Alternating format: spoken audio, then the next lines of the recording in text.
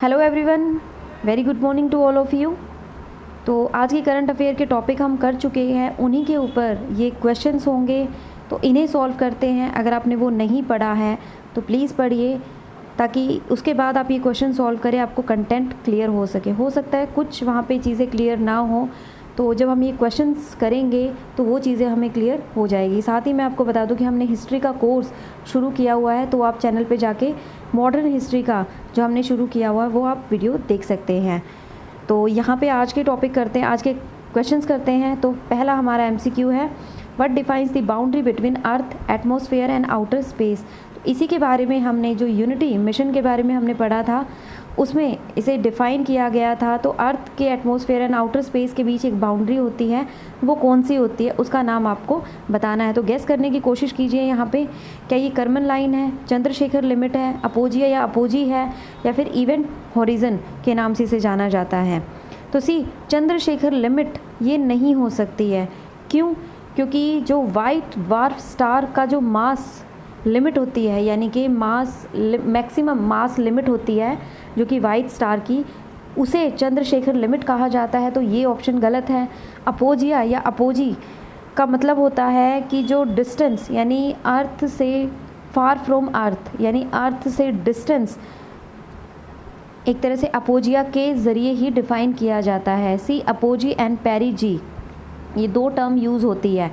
Peri का मतलब होता है पास में, अपो का मतलब होता है दूर में, जी मतलब आपके अर्थ। तो अर्थ के पास वाला जो अब अगर अर्थ के पास होता है तो उसे पेरीजी कहा जाता है, अगर दूर होगा तो वो अपोजिया होगा। वैसे पेरीहीलियन या एपीहीलियन टर्म यूज़ होती है, वो सन के लिए होती है, तो आप उसमें भी याद रखिएगा। पेरी मतलब जो सन के पास हो, पेरीहीलियन, अगर सन से दूर है तो एपीहीलियन। ओके, तो ये ऑप्शन भी गलत है आपका। नेक्स्ट, इवेंट होरिजन की बात करें तो ब्लैक होल के आसपास का जो पास का एरिया होता है उसे इवेंट होरिजन कहा जाता है। तो ये ऑप्शन भी गलत है। तो ऑप्शन क्या बचता है? कर्मन लाइन, जिसके बारे में हमने पढ़ा था 80 से 100 किलोमीटर के बीच का जो डिफरेंस होता है वो ये लाइन डिफाइन करती है। एंड जो स्पेस मिशन पे गए थे वो 80 किलोमीटर तक गए थे। ओके, उन्होंने इस लाइन को टच किया था। तो नेक्स्ट क्वेश्चन की बात करते हैं, unity 22 mission is of which space company. कौन सी स्पेस कंपनी का ये यूनिटी 22 मिशन था? ब्लू ओरिजिन, स्पेस एक्स, अंतरिक्ष, या फिर वर्जिन गैलेक्टिक। सी हम पढ़ चुके हैं ये, तो आप आसानी से गैस कर सकते हैं। एंड वैसे भी ब्लू ओरिजिन आपका ऑप्शन नहीं हो सकता है, क्योंकि ये जेफ बेजोस इसके फाउंडर है, ये जाने वाले हैं, अभी गए नहीं हैं।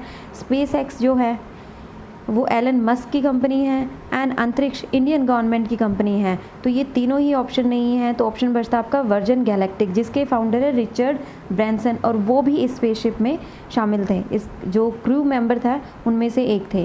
तो women of Indian origin who have visited space. Next question है हमारा, कौन कौन सी विमेन है जो कि स्पेस में गई है?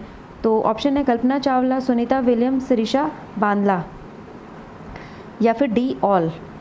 तो yes, our option is all. Kalpana Chawla सबसे पहले, उसके बाद सुनीता विलियम, एंड अभी जो रिसेंटली यूनिटी 22 मिशन में गई है वो है Sirisha Bandla. Which statement is correct regarding VIPER mission?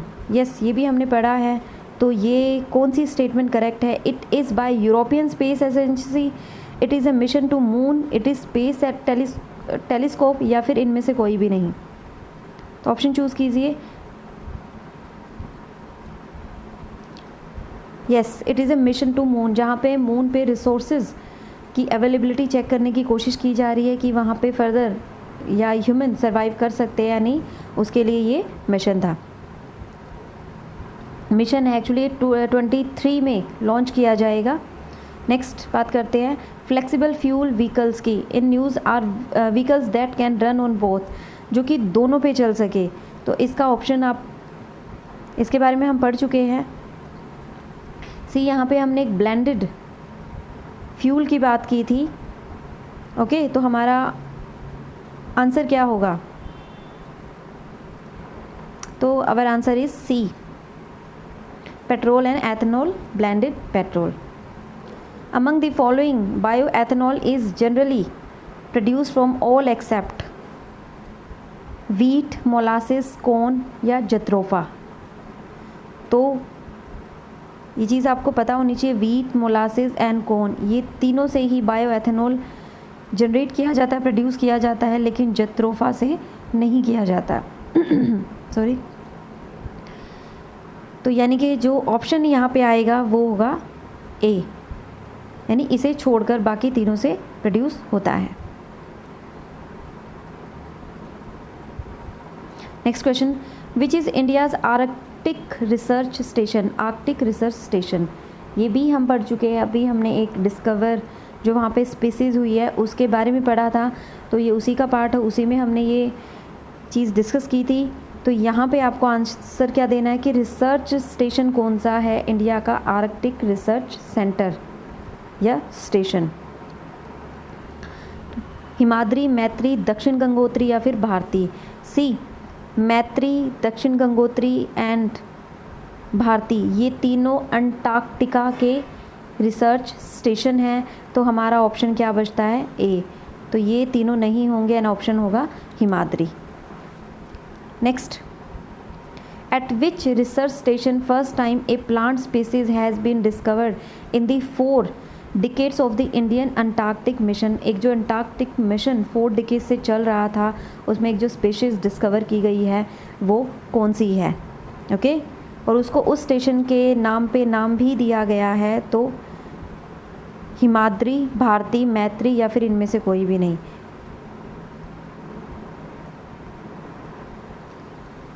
Bharti, Bharti station पे, अंटार्कटिका स्टेशन पे ये डिस्कवर की गई है एंड इसे ओके नाम भी इसी बेस पे दिया गया है, भारती आयनसिस के नाम पे इसे रखा गया है, यानी भारती आयनसिस, ब्रायम भारती आयनसिस। एंड हिमाद्री आर्कटिक आपका रिसर्च सेंटर है, मैत्री जबकि अंटार्कटिका रिसर्च सेंटर है। Next question, section 66A recently in news is A section under? Okay, section 66A की बात की थी जिसे ई कॉमर्स भी कहा गया है, तो ये किसके अंदर है? ये RTI act, information technology act, IPC या फिर कॉन्स्टिट्यूशन ऑफ इंडिया? तो here your option is RTI act. Okay, RTI act कौन सा? 2000। तो उसी का ये एक सेक्शन है 66A जो कि वायलेशन ऑफ फ्री स्पीच के लिए पनिशमेंट देता है। आई मीन इसमें जहाँ पे अगर साइबर क्राइम हो रहे होते हैं तो वहाँ पे पनिश किया जाता है, लेकिन इसका मिसयूज़ हो रहा था तो कोर्ट ने इसे अनकॉन्स्टिट्यूशनल करार दे के इसे हटा दिया था। ओके, तो ये आपके क्वेश्चंस थे। आई होप कि आपको कंटेंट भी और क्वेश्चंस भी क्लियर हो गए होंगे एंड ये चीज़ आपको याद रहेगी, तो प्लीज़ इन्हें रिवाइज़ कीजिएगा। Okay, thank you so much. Please like, subscribe and share it.